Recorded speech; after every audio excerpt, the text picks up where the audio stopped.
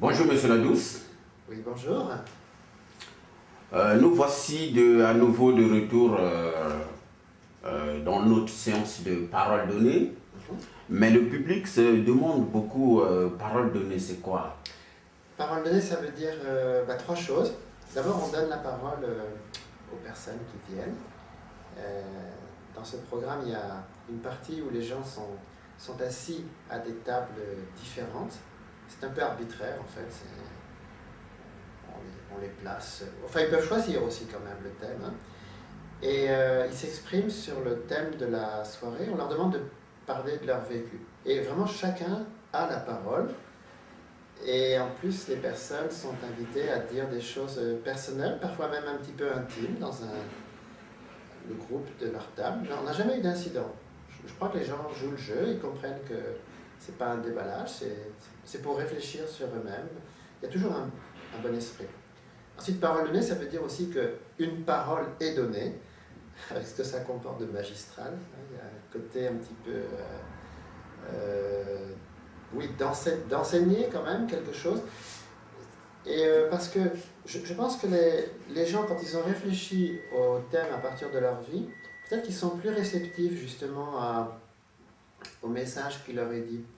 Parce qu'au fond, ils voient que leur expérience a quelque chose d'un petit peu universel, que mine de rien, il y a des concepts, alors on va dire sociologiques, psychologiques, tout ce que les sciences humaines peuvent dire, enfin que leur vie illustre des thèmes qui sont abordés par les sciences humaines. Hein.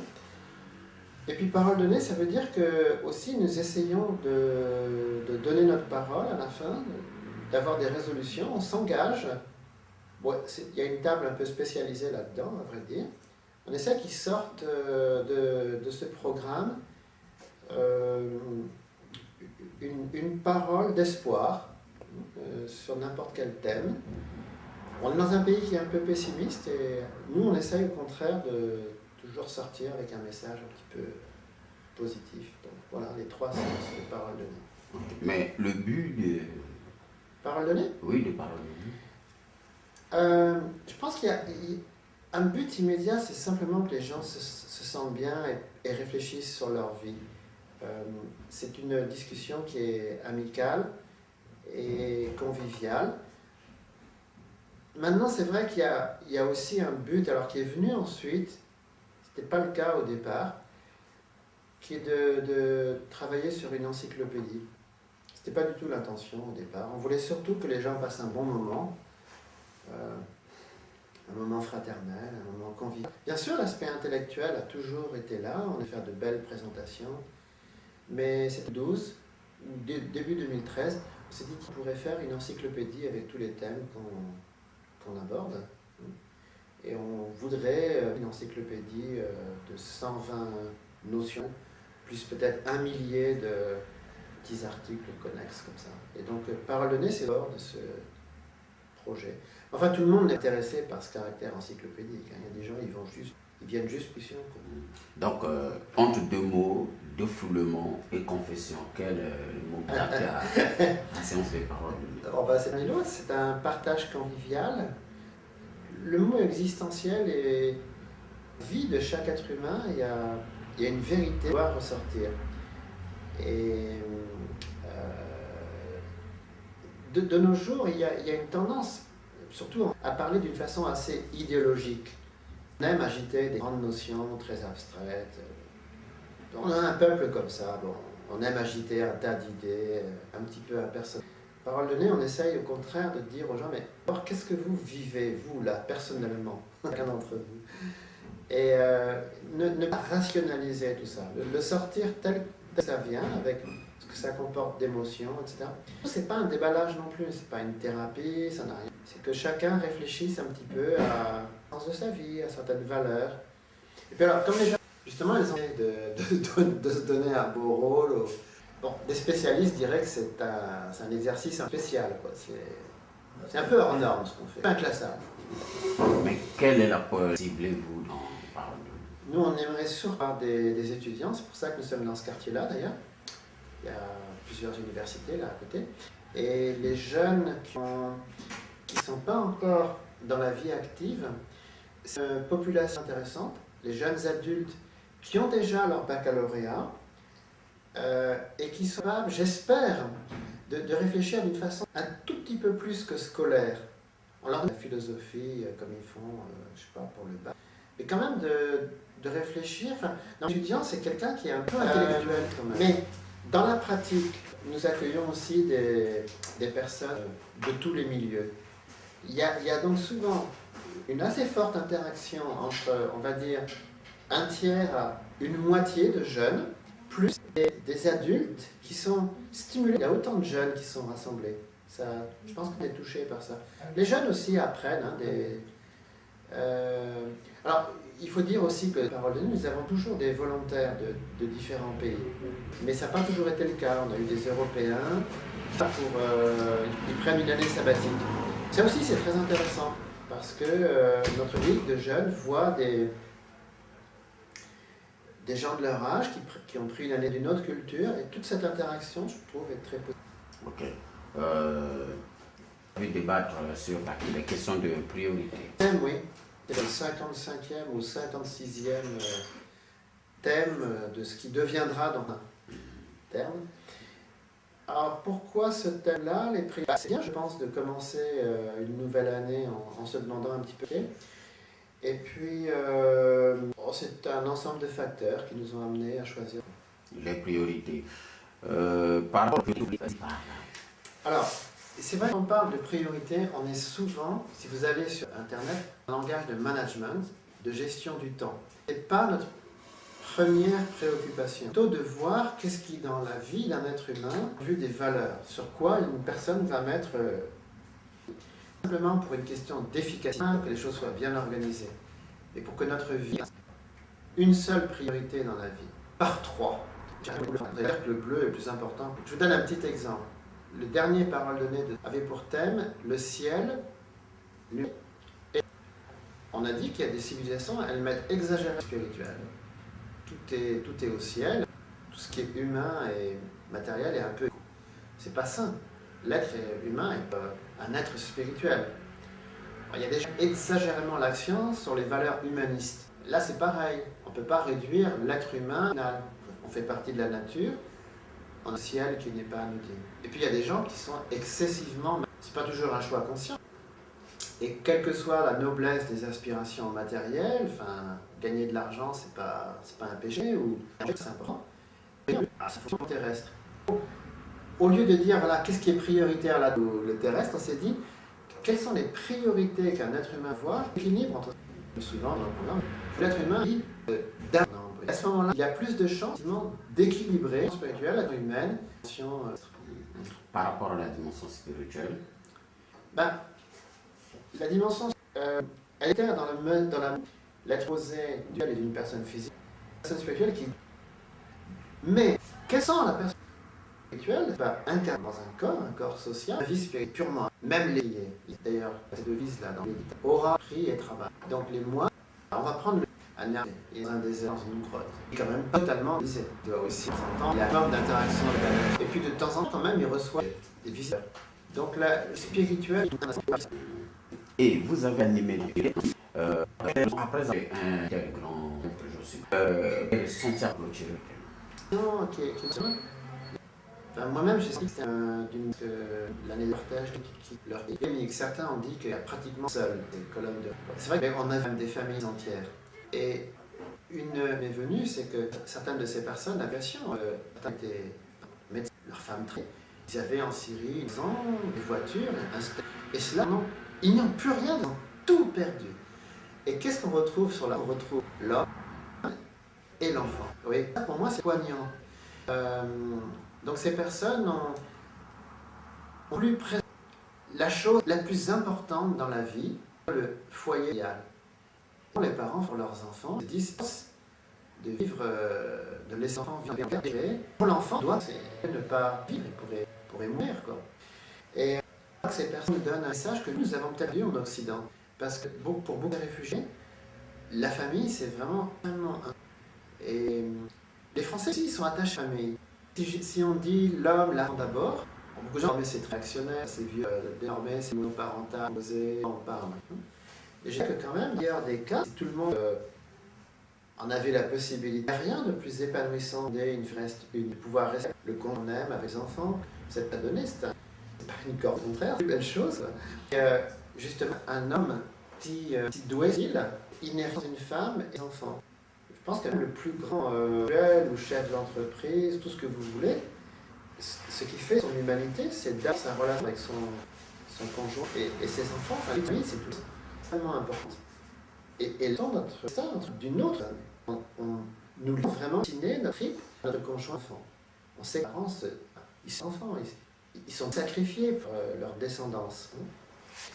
On a voulu, et je pense que je dois dire que la soirée l'humanité a frappé, parce qu'à un moment donné, on a une discussion sur les terres sacrées entre le ciel, l'humanité et la terre. Et on en a pris de belles. On a en Suisse, notre amie Nicolas a senti cette lien entre l'humanité et la terre. Elle a peint à cet endroit et elle a dit que quand elle allait près de la rive, elle a senti une idée. Elle est venue de bonne. Pour elle, c'est un endroit sacré. La remarque de l'ami Blaise en face de moi, quand on lui a demandé quelle était sa terre sainte, elle a dit que je suis le temple principal. Là, j'ai la réponse. Je m'attends à une table aussi variée. Il y avait aussi Bernard Plane qui nous a parlé de son expérience à Yazd, un site zoroastrien. Je ne m'attendais pas à des réponses aussi originales que ce soir-là. Parole de numéro 200, première place. Le bleu, le jaune et le rouge. La fondation mûre et l'exécutif, le législatif et le liberté. Au fond, c'est toujours la même histoire. Une priorité rompt les autres. Nos vies fonctionnent avec un agencement de priorités complémentaires. Ces circonstances, l'une prend la première place, mais c'est pour mieux servir et renforcer les deux autres. Ce jour-là, on a mis l'accent, alors, encore une fois, sur la complémentarité des priorités. Quand on dit que la deuxième, c'est liberté et fraternité, on pourrait dire, là, c'est d'abord liberté. C'est vrai, mais aussitôt, le français va dire, oui, mais attention, liberté, égalité, fraternité a été rajouté plus tard. Séance. C'est dit que si on vraiment unit la liberté et l'égalité, il faut vraiment qu'il n'ait pas vraiment politique, c'est la fraternité. En plus, nous avions tête de nos souverains, donc nous n'avions plus en France. Alors comment faire, les sœurs et tout. Ce soir-là, on a essayé de voir justement ces complètes. On a pris le pied de l'esprit, parce que aux choses là, pas question d'âger là-dehors. Un gagnant, une médaille de bronze. Bon, il y a un seul vainqueur. Il faut que ça. Le champion qui voudrait partir de sa place, il serait fou, quoi.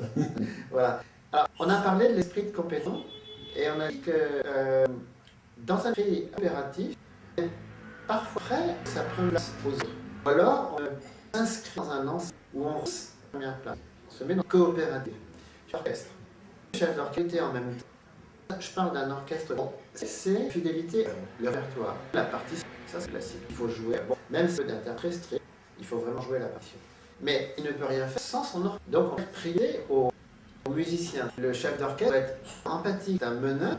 Il n'est pas question de petite clique d'orchestre. Il doit faire. Les musiciens sont là, ne pas faire de favoritisme ou de faire. Les gens ont pas joué ensemble. Qui a créé une communauté. Et pour ça, c'est simplement meneur d'or. Il faut réellement aimer les musiciens. Et puis la troisième clé, c'est quand même avoir son argent. Et pour ces autres, on est frappé par l'espèce de chef d'orchestre. Il est mal, il a l'air complètement. Mais je pense que ce qu'il cherche une coupe très forte entre la mission souvent géniale, un ordre de gens qui sont la musique, on est passionnés, qui font vraiment sardos en fait, musiciens, et un public de personnes qui vont au concert parce que juste un concert, c'est écouter un disque chez soi. Il y a toute une ambiance qui est quasiment religieuse, c'est un rituel en fait d'aller au concert. Et on peut comprendre qu'un chef d'orchestre atteigne des extrêmement forts d'émotions. Souvent quand on voit le chef d'orchestre, on dit il en rajoute le comédien, il se la raconte. Mais non, je pense que la personne, elle vit une communion extrêmement forte, quoi. Et alors curieusement, elle souvient que, je pense que, bon, c'est vrai, les chefs d'orchestre parfois sont des vedettes, mais n'empêche que ce métier, c'est un métier d'abnégation. Il faut vraiment souligner aux trois priorités dont j'ai parlé. Ok. Vous avez également placé les thèmes par rapport aux tables. Oui. La première table a battu les thèmes. Quels sont les 3 points que vous devez développer en priorité actuellement pour mener une vie meilleure? La deuxième table a développé les thèmes. Vous parlerez de votre plus désir pour l'année 2007, de traduire en un projet concret. Et la table numéro 3, la table des résolutions, a parlé d'après certains, les ont une identité et ne savent plus qui ils sont. Selon d'autres, nous sommes trop pessimistes et ne croient plus assez. D'autres trouvent les Français paresseux et immobiles. Voici 12 verbes. Vous allez les repartir en paquets de 4 et essayer de trouver un fil directeur 1 à 12. Travailler, servir, être, agir, créer, aimer, espérer sur, croire, donner, penser, ouvrir. Donc c'est dans la table 3 notamment, ces paquets de 3 étaient là. Et donc on a la priorité de notre pays, effectivement, c'est d'être, avec ce que ça comporte d'espérer, de croire en quelque chose. Ensuite, il faut pouvoir développer l'aspect affectif, ce qui se rattache à l'amour, à l'ouverture. Et puis, il faut que ça produise quelque chose, qu'elle soit créative. Donc, on a essayé de mettre un petit peu d'ordre dans ces notions, mais en se disant qu'au fond, elles sont toutes liées entre elles à cette table de discussion, parce que certains se sont dit, mais bon, on va choisir un ordre, mais en réalité, il ne faut pas que ce soit rigide. Qu'à la fin, il y avait d'ailleurs des discussions qui étaient intéressantes.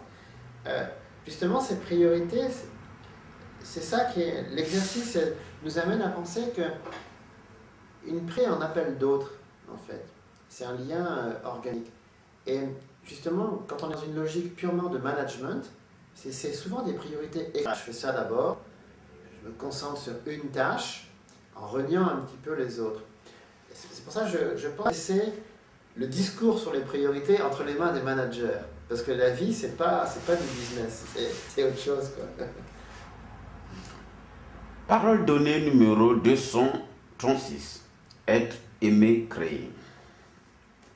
L'éducation actuelle met la priorité sur le savoir qui sert plus tard à faire quelque chose dans la vie, mais vient au monde d'abord pour apprendre et pour travailler. Tout être humain veut d'abord être une personne épanouie, apprendre à aimer et essayer de créer quelque chose d'original. C'est cela qui donne sens à notre vie et c'est vers les priorités de notre agenda. Oui, alors dans ce programme-là, on a fait l'effort de parler du vivant, des 3 grandes fonctions de la vie.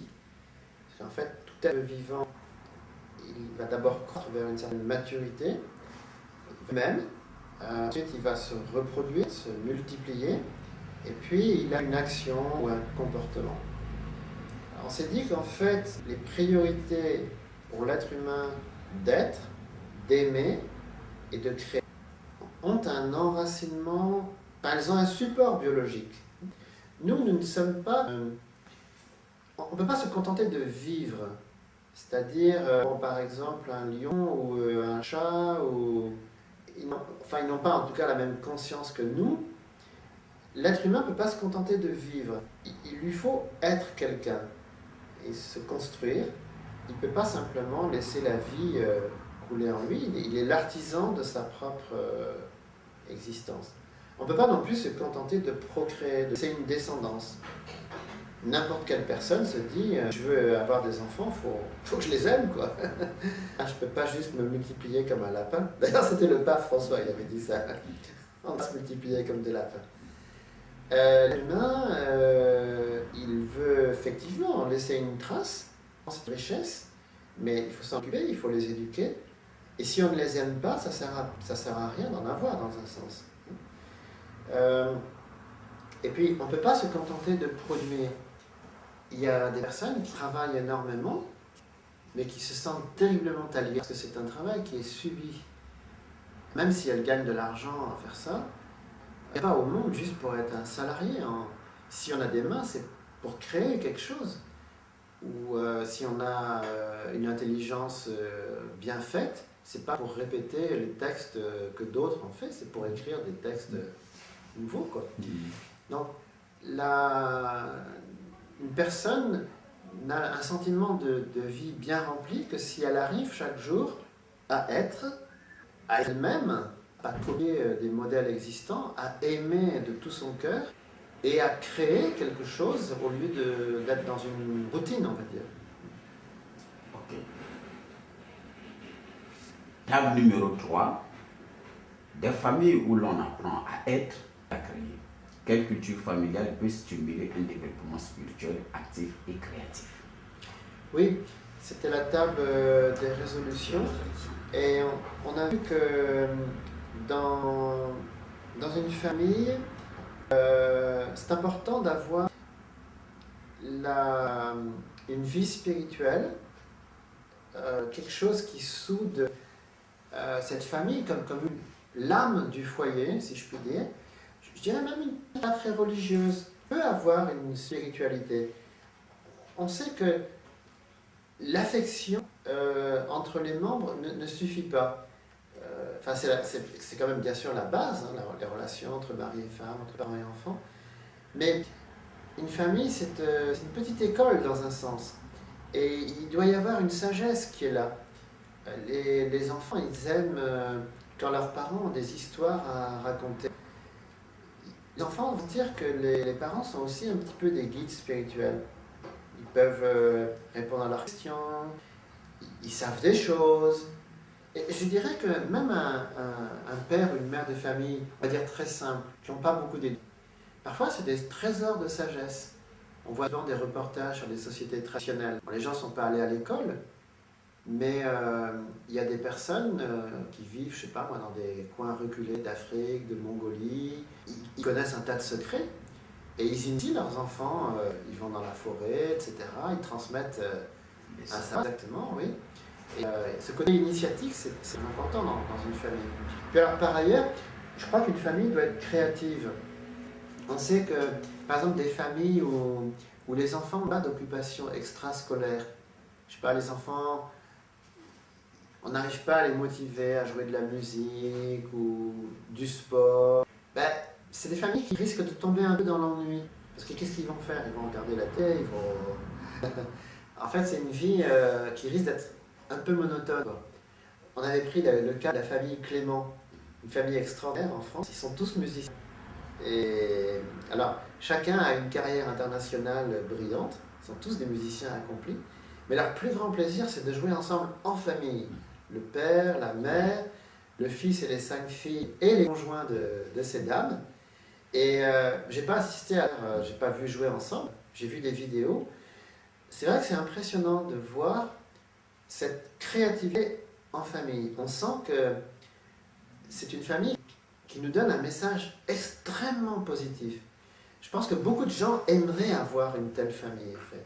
Bien sûr, j'imagine tout le travail que ça donne. Mener de front une carrière musicale et élever des enfants qui restent unis à leurs parents, jouer ensemble, enfin, pour moi, c'est quand même un sacré tour de force, quoi. Et j'ajoute que, autant que je sache, c'est une famille aussi qui est catholique, pratiquante.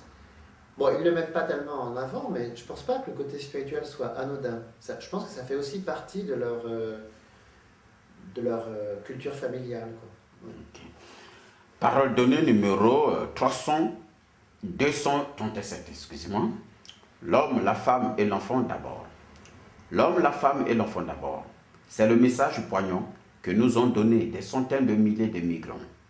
Quand on a tout perdu, il y reste l'amour. Une majorité de Français voient dans la famille la clé d'une réussite. La clé d'une vie réussie. Excusez-moi.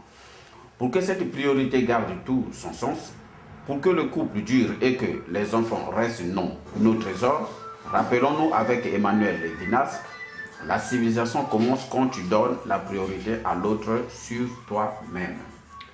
Oui, alors il est vrai que cette phrase de Lévinas, j'aurais dû en parler dès le début, c'est quand même très important. Lévinas ne raisonne pas en manager. Et quand on lui demande, mais alors monsieur Lévinas, c'est quoi la priorité? Il ne parle pas comme un chef d'entreprise. Il dit, ben, la priorité dans la situation, c'est l'autre. On est dans le domaine de l'éthique. Et au fond, c'est ce que nous voulions faire avec Parole donnée. Alors, là, effectivement, pour revenir au thème précisément, c'était l'homme, la femme et l'enfant. C'est finalement la base même de toute éthique, de toute civilisation. Finalement, quelle relation as-tu, si on demande à un homme, quelle relation as-tu avec la femme, avec les enfants, ça en dit beaucoup sur une civilisation. Il y a des civilisations où il n'y a pas beaucoup d'amitié entre l'homme et la femme. Il y a beaucoup de murs, en fait, pour séparer le masculin du féminin.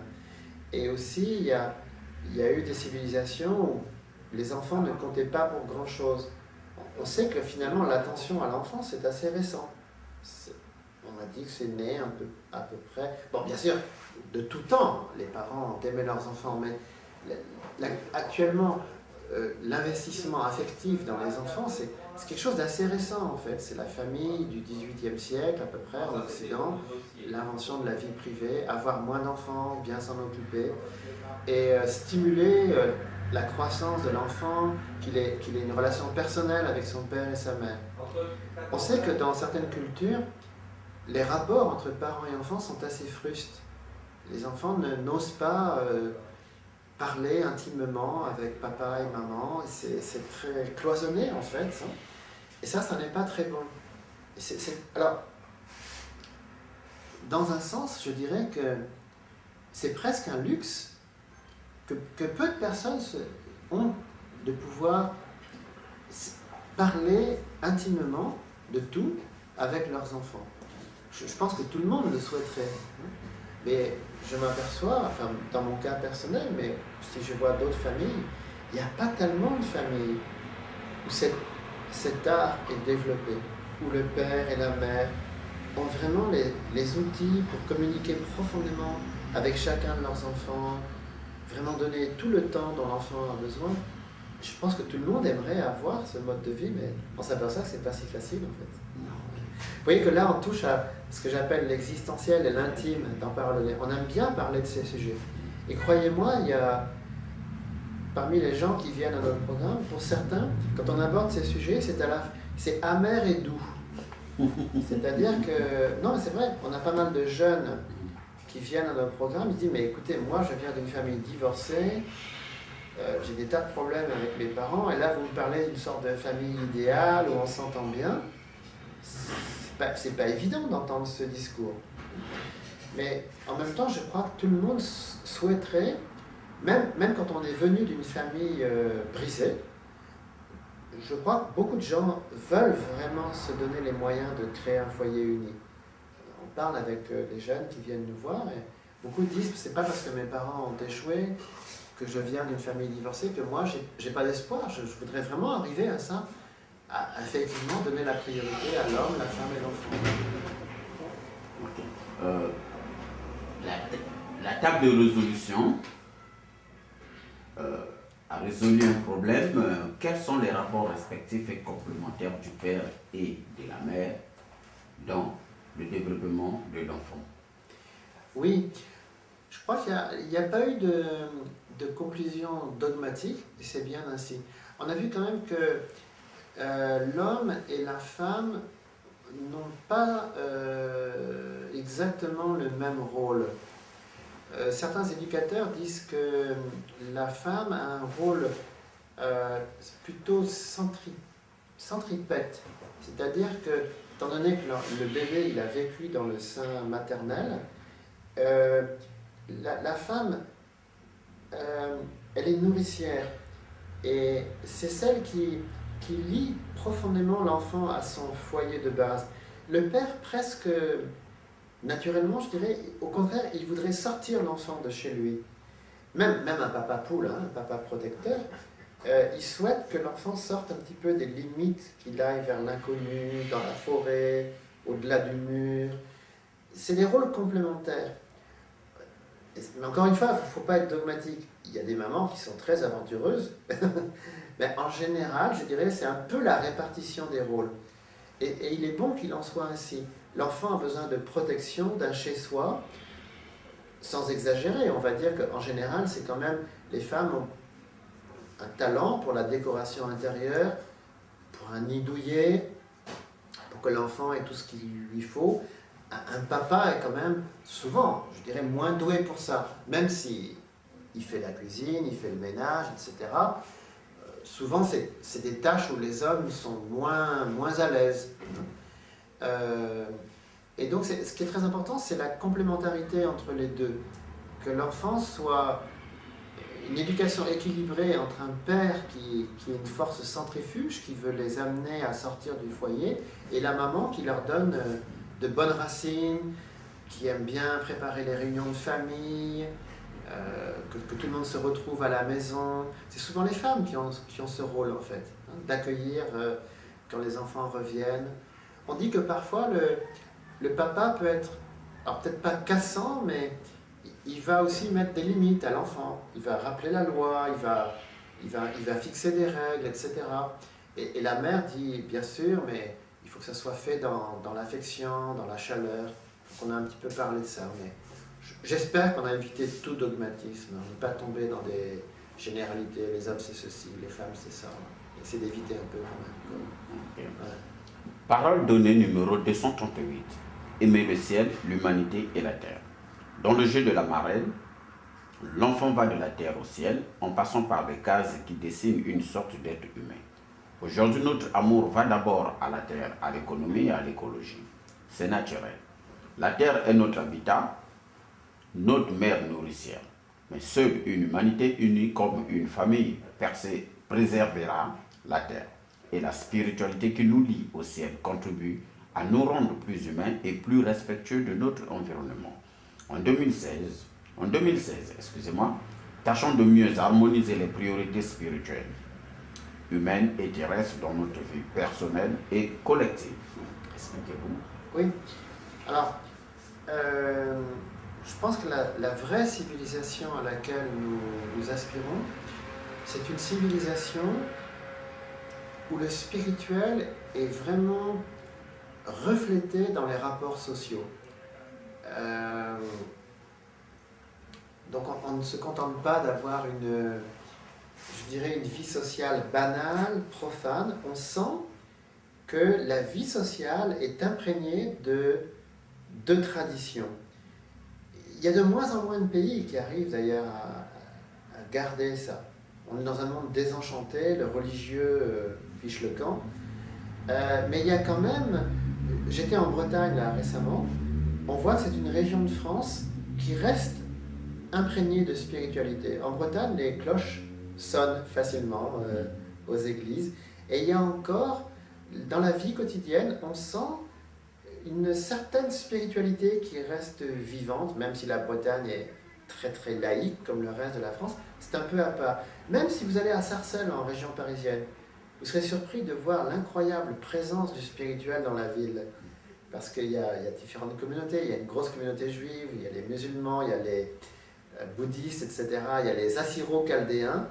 Et en fait, c'est une ville où le spirituel est très présent. Même à Évry, l'ancienne ville de Manuel Valls, vous avez la plus grande mosquée d'Europe, la dernière cathédrale construite en France, et puis la plus grande pagode bouddhiste de France, je crois.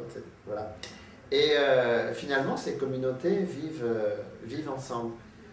Et par ailleurs, je pense que la vie spirituelle, la vie politique et sociale doivent aller de pair avec un dynamisme économique.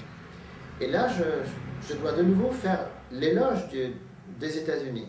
C'est un pays finalement qui, contrairement à ce qu'on dit parfois, n'est pas matérialiste. C'est un pays où la pratique religieuse est très forte. Parfois d'ailleurs ça fait rire les Français parce qu'ils disent les Américains sont des vrais bigots, ils sont tout le temps fourrés à l'église.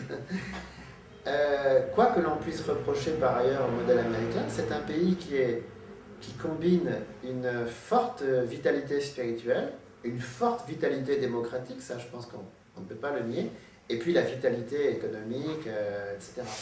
Et pour les Américains, c'est pas contradictoire. Ils ont plusieurs slogans. Alors, In God We Trust, également la cité sur la colline, ça fait partie de la mystique américaine. Ils sont très fiers de leurs institutions démocratiques, ils pensent qu'ils ont un système politique qui est bien fichu, et puis ils ne sont pas peu fiers de leur réussite économique, de leur dollar, de leur... Et en fait, pour eux, il n'y a pas de contradiction là-dedans. Alors, il y a un autre pays dont j'ai parlé, c'est la Corée du Sud. Parce que aussi, c'est le même type de modèle. C'est un pays qui actuellement est très puissant sur le plan économique. Et ce qui surprend les visiteurs, c'est de voir la vitalité de la démocratie coréenne. C'est un pays où il y a vraiment l'alternance démocratique, la presse est libre, les institutions sont vraiment très bien faites. Et ce qui est surprenant, c'est de voir la religiosité des Coréens. Les églises sont pleines le dimanche, il y a vraiment une forte spiritualité. Et les Coréens ont un terme spécial, Samtaeguk. C'est les trois couleurs, le rouge, le jaune et le bleu. Paradoxalement, d'ailleurs, le rouge symbolise le ciel, le jaune l'humanité et le bleu la terre. Et donc, dans la culture coréenne, les trois doivent aller ensemble. Donc ici, la table 3 a débattu un sujet très intéressant. Dans votre famille, qu'est-ce qui est prioritaire et qu'est-ce qui est trop secondaire? Est-ce une famille qui accorde la priorité au ciel et à la spiritualité, à l'être humain et au rapport humain, au matériel et au rapport avec les choses? Quel est l'élément faible? Comment rééquilibrer? Oui, il y avait une dame en particulier à cette table. Elle a fait une confession très, très honnête, ça nous a touchés. Elle nous a dit qu'il y a des jours où, à son réveil, elle est tout de suite prise par les tâches ménagères. Et c'est une sorte de refuge en fait. C'est que justement, si elle ne fait pas l'effort de mettre une certaine importance sur le spirituel et les relations avec sa famille, elle va se précipiter vers les tâches ménagères et c'est sans fin, quoi. Il faut nettoyer, il faut ranger, il faut faire la cuisine, etc. Et elle s'aperçoit que c'est très malsain de faire ça, de se réduire à des fonctions purement ménagères. Elle sait que c'est pas bien et elle en souffre si vraiment elle prend cette option. Elle a d'ailleurs dit que d'après elle, c'est comme ça qu'on risque de devenir dépressif, si on met trop l'accent sur une chose. Parce qu'inversement, une personne qui serait purement spirituelle, c'est pareil, c'est pas bien non plus. Il faut trouver un équilibre, je pense, entre les trois dimensions. Okay.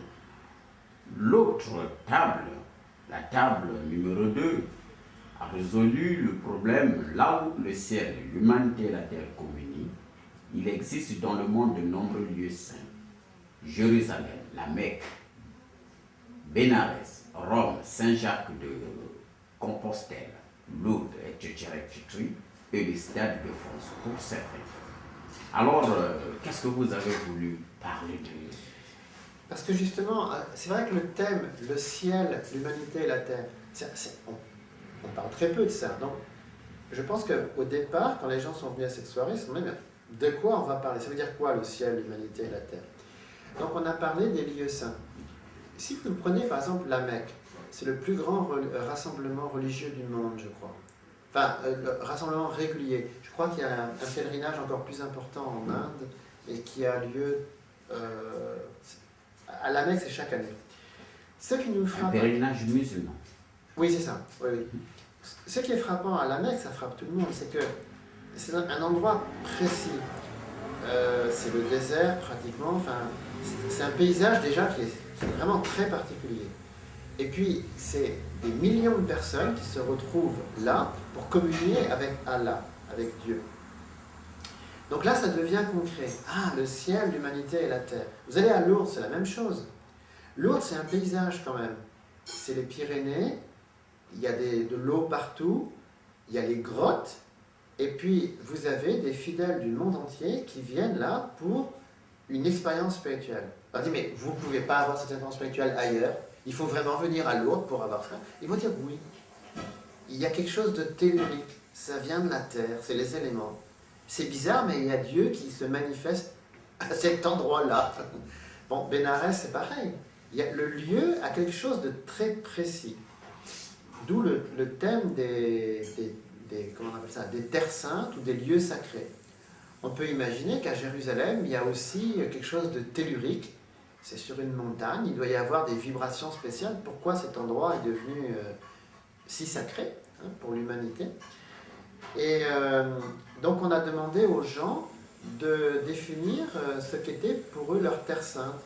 Et c'est là que justement on a eu ces réponses surprenantes. Schaffhaus pour Nicole, et puis Yazd, et puis pour Blaise Anissé Okana, il s'est défini comme étant sa personne préférée. Parce que d'après Blaise, les lieux sacrés c'est un peu idolâtre quand même. Hein. Voilà. Par contre, de dire que je suis le temple, que la divinité ça passe par moi, et finalement on s'est dit que Blaise n'a pas dit ça pour faire le malin, pour se rendre intéressant, mais il nous a tous renvoyés à nous-mêmes, c'était très, très judicieux. Ça m'a beaucoup frappé. Merci. On continue. La table de résolution a résolu le sujet. La religion et l'économie ont beau évoluer dans un apparent désaccord. Elles sont liées dans la vie de la société. La religion et l'économie se rapportent à notre vie sociale par la politique. Principe de l'unification. Entre parenthèses, vous avez mis. Quels sont les meilleurs rapports entre les spiritualités, la vie politique et sociale et la vie économique? Expliquez-vous. Alors, je dois dire d'abord qu'on n'a pas pu traiter ce sujet puisqu'on était trop peu nombreux ce soir-là. Donc la table 3 est restée vacante. Ce que j'aurais aimé, c'est qu'il y ait une discussion effectivement sur les rapports entre le spirituel, le politique et l'économie. Je fais un petit peu allusion au modèle américain. Alors, curieusement, il y a, certains en parlent parfois, de ce qu'on appelle la finance islamique. Parce que on s'est aperçu que dans le monde musulman, il y a des théories économiques basées sur le Coran. Et peut-être que le pays qui actuellement voulait, je ne dis pas qu'il y est arrivé, mais il y a un pays qui voulait montrer la réussite musulmane, c'est la Malaisie de Mohamed Mahathir. Donc c'est un dirigeant qui est toujours vivant, mais il n'est plus au pouvoir maintenant. Ce n'est pas un pays exclusivement musulman, la Malaisie, mais à majorité musulmane. Et ce Premier ministre voulait une sorte de fierté malaise. Il voulait que les Malais soient fiers de leurs valeurs, au premier rang desquelles il y a l'islam, mais aussi que ça devienne un modèle politique et un modèle économique. Et puis alors il y a les Émirats, les petits pays du Golfe, dont on parle beaucoup. Je pense que dans le futur, ils veulent apparaître justement comme des pays qui sont bénis sur tous les plans. Mais c'est un peu un des problèmes justement du monde arabo-musulman, c'est qu'on a encore du mal à voir des pays qui soient épanouis spirituellement, politiquement et économiquement. Je pense que ça va venir, mais le monde musulman est à la recherche de ce genre de modèle. Ça nous interpelle parce que le monde musulman dit que le spirituel c'est très important. Dieu doit être à la première place. Plus convaincu lorsque nous verrons que ça se traduit aussi par une bonne gouvernance politique, une réussite économique. Je pense qu'un jour le monde musulman va arriver à cette synthèse, mais pour l'instant on ne la voit pas. C'est ça qui fait un peu peur au monde occidental, quoi. Les pays très riches du Golfe, l'espace politique, en fait, les gens, bon, c'est peut-être qu'on a tort, on se dit c'est pas loué aux femmes, selon nos standards, mieux quand même. Mais alors, le Maroc, justement, où il y a de fortes tensions spirituelles, le roi organisait le Maroc en politique, il donnait beaucoup de pouvoir aux femmes, et puis il entend que le Maroc se développe aussi sur le plan économique. Il est obligé d'aller prudemment, parce que c'est une société très traditionnelle, donc il ne peut pas non plus brusquer les gens, quoi. Puisque nous entrons là dans le chapitre politique, d'après vous, quelles sont les priorités politiques que nous devons mettre au point maintenant? Si je devais me limiter à l'aspect des priorités, je dirais que les hommes politiques doivent retrouver le sens de la vision. La politique, c'est pas simplement de la politique. La finalité, c'est l'être humain. Et un homme politique doit être un visionnaire, et je dirais même parfois un prophète. Actuellement, on n'en a pas beaucoup dans le monde. Et sur le plan économique, il faut faire attention parce que effectivement, un homme politique doit vouloir que son peuple vive bien. Mais je dirais que c'est comme un parent qui souhaite ça pour ses enfants. Le business ne doit pas dominer. S'il y a de la richesse, c'est vraiment pour qu'elle soit bien répartie, que les fruits soient... Il faut que l'économie reste humaine avant tout. Elle est au service de l'être humain. Le général de Gaulle disait que la politique de la France n'est pas dictée à la corbeille, il voulait dire à la bourse, quoi. Et donc c'est vrai que la politique doit garder un visage humain, et ce visage humain de la politique doit garder un visage spirituel. L'économie doit être humanisée, et l'humanisme politique doit avoir une dimension spirituelle. Alors, quelles sont les priorités économiques?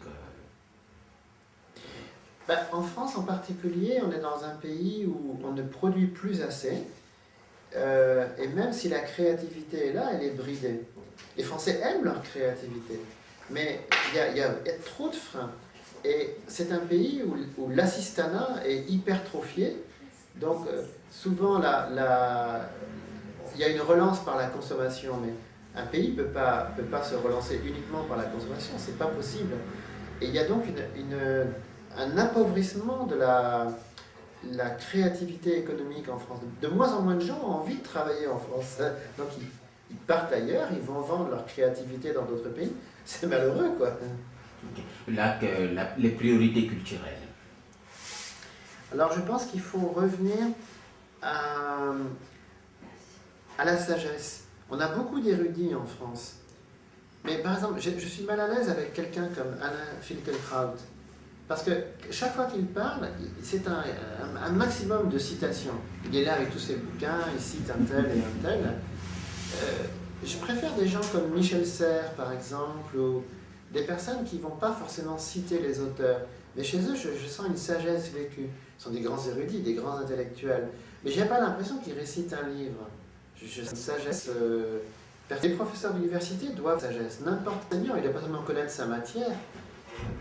On revient justement à une phrase bien française, science sans conscience n'est que ruine de l'âme. Donc normalement en France on a de la sagesse, comme le pays de Saint-Exupéry, du Petit Prince, donc retour à la sagesse d'urgence. Les priorités religieuses. Il faut que la France ose redécouvrir qu'elle est un grand pays religieux. Ça ne sert à rien de rabâcher à longueur de temps que la France est laïque. C'est un pays spirituel, on a eu plein de saints en France. À un moment donné, l'abbé Pierre était la figure préférée des Français. Donc soyons décomplexés. On n'a pas de complexe à avoir par rapport au grand pays spirituel. Nous sommes un pays spirituel. Nous sommes une grande puissance religieuse. Quand on dit que la France est laïque, tout ça, c'est vraiment se limiter. On a un souffle spirituel, pourquoi ne pas le dire? Simplement, il faut que les religions s'entendent bien, qu'il n'y en ait pas une qui domine les autres. Mais les Français doivent se décomplexer. Ils ont vraiment de la spiritualité en pagaille.